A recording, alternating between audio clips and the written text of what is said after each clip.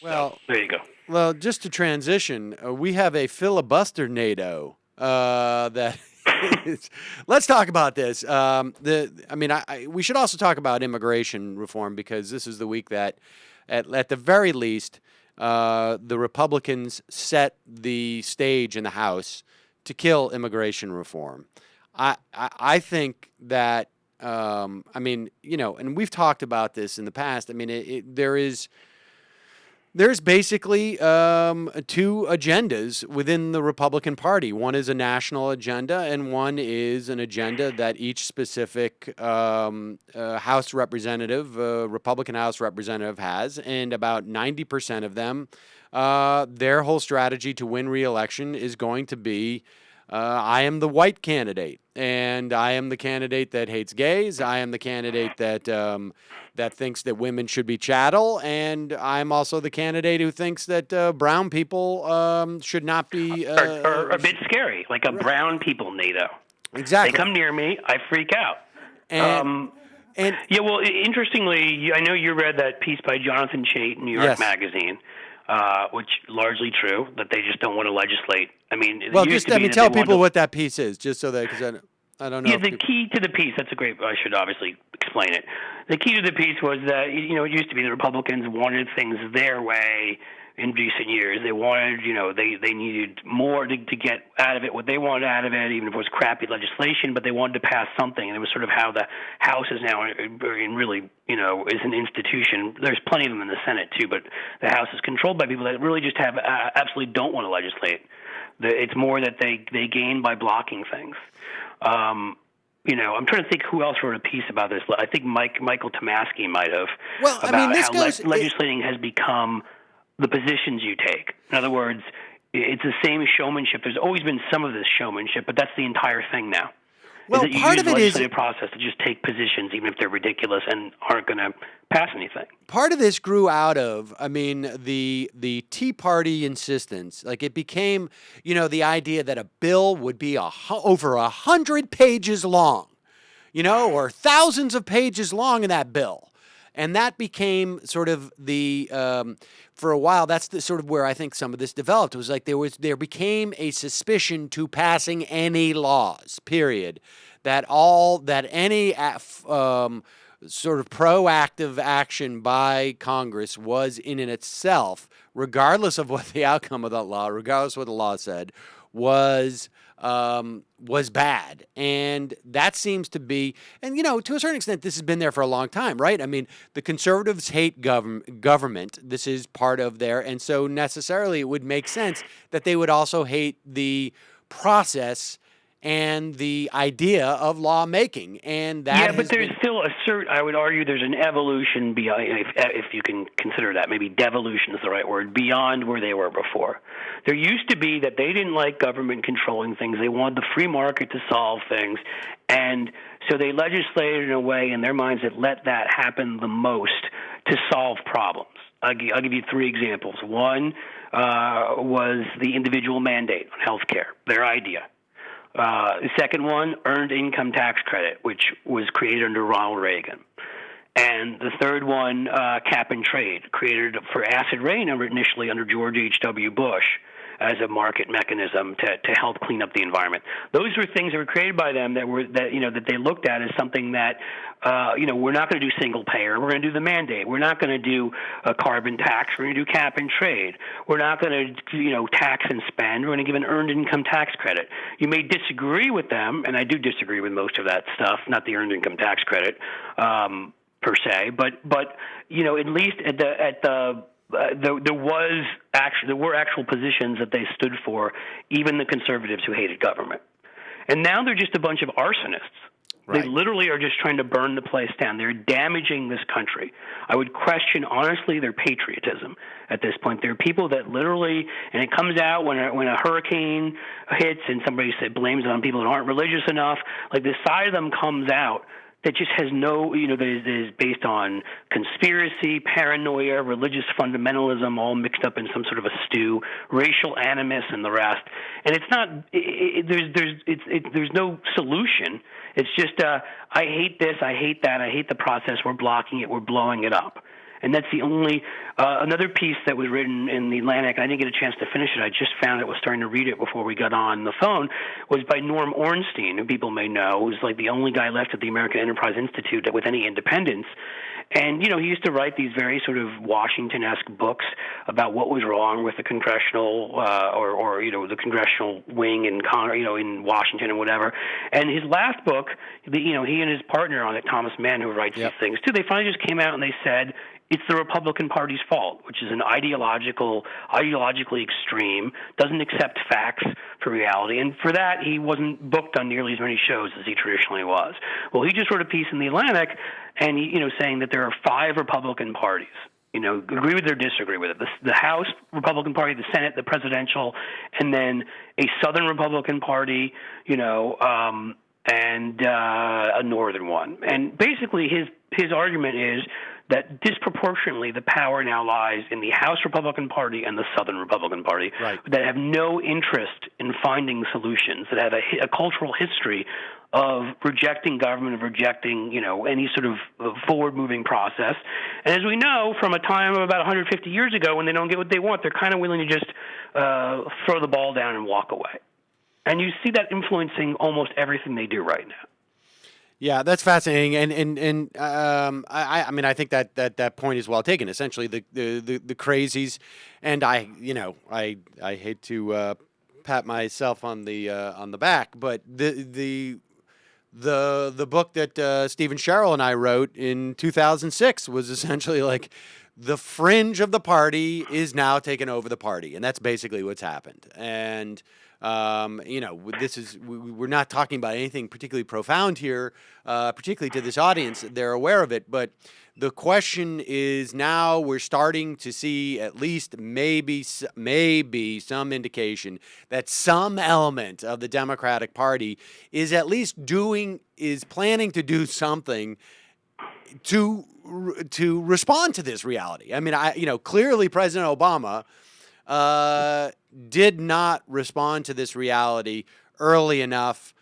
Maybe he's not even responded to it now, frankly. And it is, the problem is when you have a system set up on sort of based on tradition, decorum, that everyone has that we may disagree, but everyone has the same respect for democracy and the same love of country, that even if the people win who they disagree with, they will accept that because of their love of country. We're dealing with people that don't accept those notions anymore, that are perfectly happy to hurting the country, burning it down to get what they want, who are apocalyptic, some of them in nature. Others are just careerists and realize this is the way to get ahead. Right. And, the talk radio, Fox News wing that realizes this is the way to make money. I mean, there's other elements involved in it. But there's these true believers. It used to be that you had people in there that were relatively sane people that had to respond to the crazies on the right. So they had to take some positions they probably would rather not, but they were they had to serve their coalition. Now we literally have people in serving in the House, particularly, but also in the Senate, who are just as big lunatics as the people they're representing. That are just as dumb, that say things just as stupid, just as unscientific, not based in fact. And like any week we could sit here and there have been 10 comments made in the past week that are just utterly ridiculous. Right. Sam Johnson the other day, Republican from Texas, which is a shock because usually the Republican coalition from Texas are some real geniuses, just basically said that Obamacare is a dictatorship, that Obama's becoming a dictator with what he did.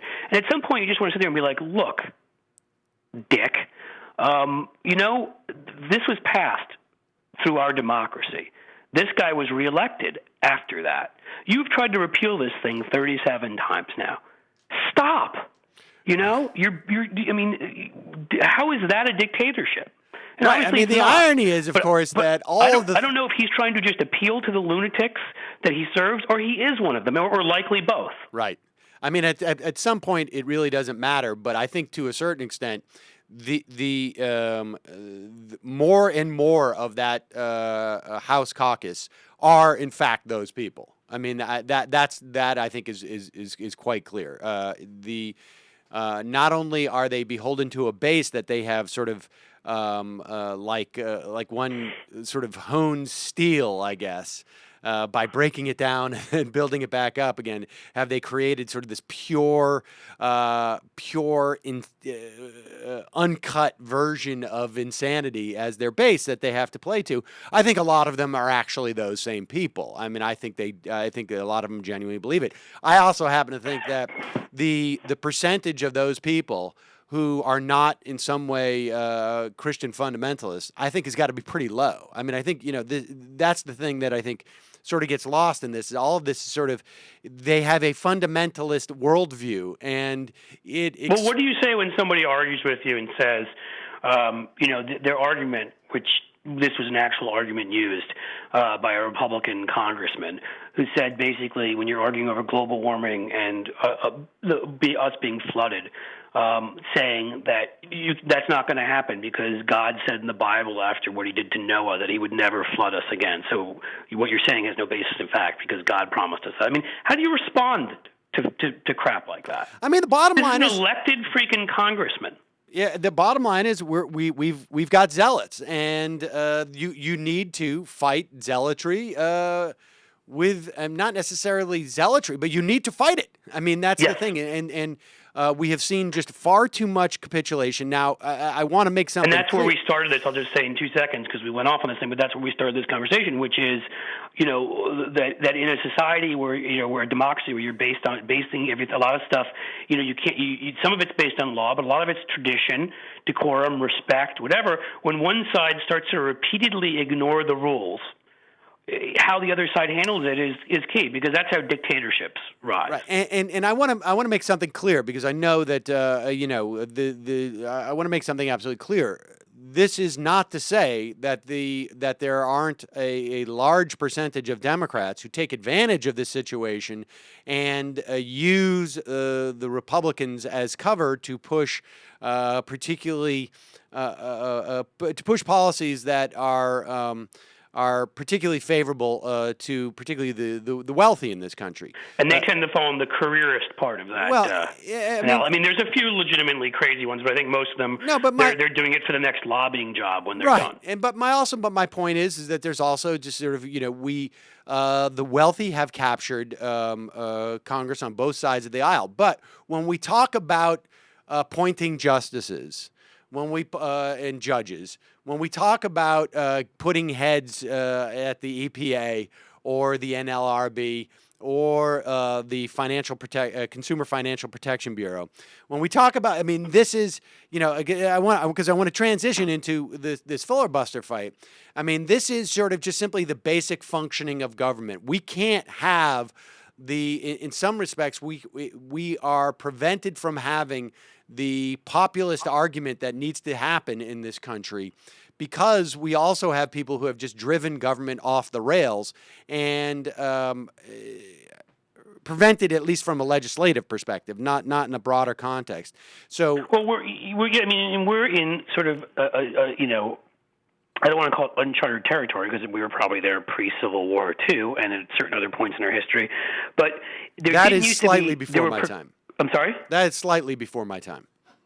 Yeah, me too. I was a little bit after that. Andrew Johnson's administration.